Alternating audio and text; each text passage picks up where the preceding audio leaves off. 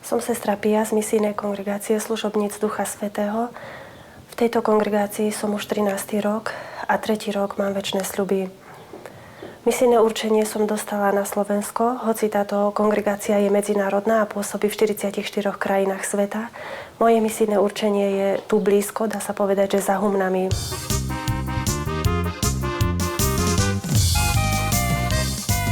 V roku 2005 nám bola ponúknutá možnosť pracovať na Orechovom dvore, tak odvtedy spolu so sestrou Katarínou pracujeme tu už 4. rok. Deti sú veľmi živé, aktívne, radi sa hrávajú, ale stretávame sa tu aj s takýmito závažnými problémami: alkohol, drogy u mládeže, sexuálne zneužívania, aj týranie detí. Na fotku. Poď dolu!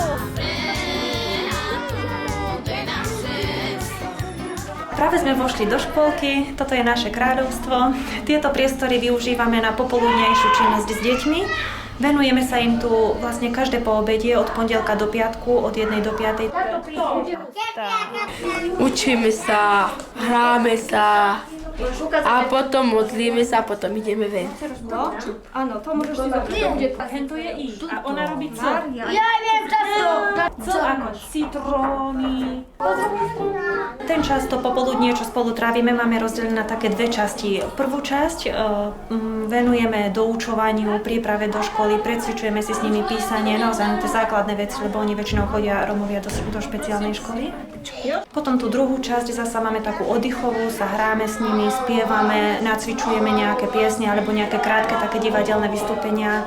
Alebo majú veľmi radi aj také ručné práce s hlinou, s farbami na sklo, veľmi radi kreslia, sú výtvarne nadaní, aj spievajú, ale nadovšetko majú najradšej súťaže. Také pohybové hry, sú veľmi živé deti.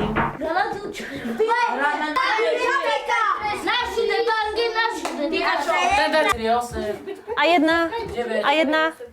Misie už dnes nie sú chápané tak, že misijné sestry idú do zámoria, za hranice, do tých exotických krajín, do Afriky, do Brazílie, ale misie sú všade tam, kde je život ohrozený.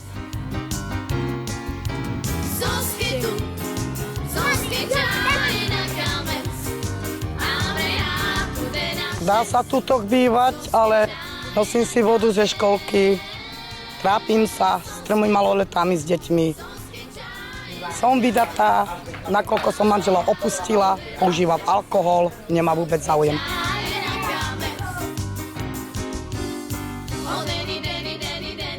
Nachádzame sa v novom komunitnom centre na Orechovom dvore, ktoré nám darovalo občianske združenie Dôstojný život. Toto komunitné centrum bolo postavené s pomocou Mestského úradu a Univerzity Konštantína Filozofa v Nitre. Bude slúžiť pre stretávanie s deťmi a plánujeme aj stretávky s rodičmi.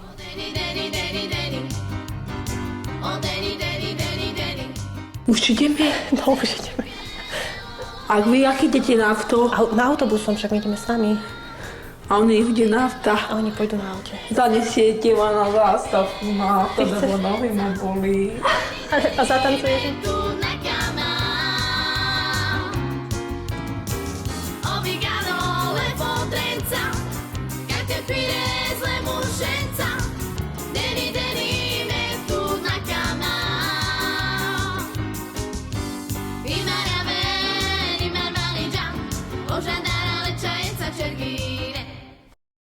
Rómov často vnímame ako takú homogénnu skupinu, akože sú to Rómovia, hádžeme ich všetkých do jedného vreca, ale neuvedomujeme si, alebo častokrát nevieme o tom, že oni ako skupina Rómov, že sa delia na viacero takých subetnických podskupín.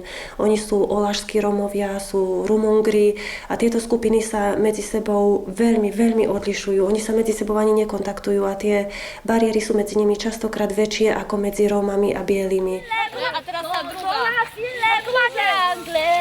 Rómov som zo začiatku vnímala ako ľudí, ktorí sú odkazaní na pomoc alebo potrebujú našu pomoc, ktorým by sme mohli pomôcť. Postupom času som však zisťovala, že pomoc, ktorú potrebujú, ani nie je taká, ktorá by mala vychádzať od nás, ale taká, ktorá by mala pomáhať objavovať im ich vlastné zdroje v ich vnútri, v ich komunite, na základe ich tradícií, na základe ich potrieb, toho, čo oni potrebujú. Rozkývam ťa. Čo ty na to? Počkaj, ale tak oddelíme to trošku, nie? A nie, nejde. Spolu to musí byť? Nie. Ako najdôležitejšie v tejto práci vnímam jednoznačne pre deti výchovu a vzdelávanie, pre rodičov prístup k práci, k zamestnaniu a pre všetkých výchovu k hodnotám.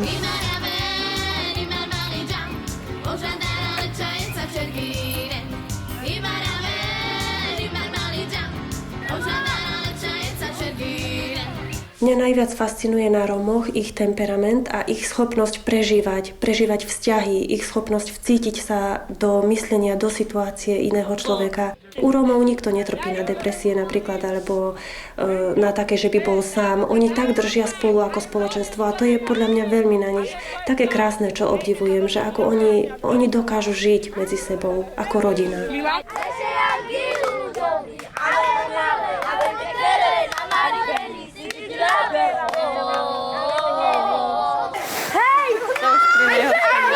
Počujte, ale keď nám dajú pokutu, vy budete platiť. Jaj, a nedávajú pokutu.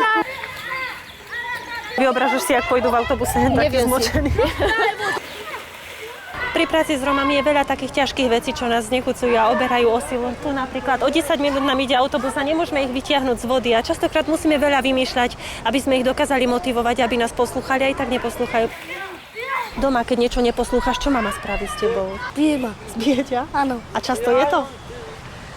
Každý deň? Nie každý deň? No čo ste to zase urobili sestričkám, čo? No a prečo neposlúchate?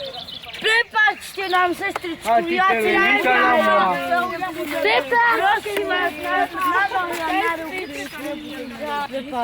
Prepáčte nám.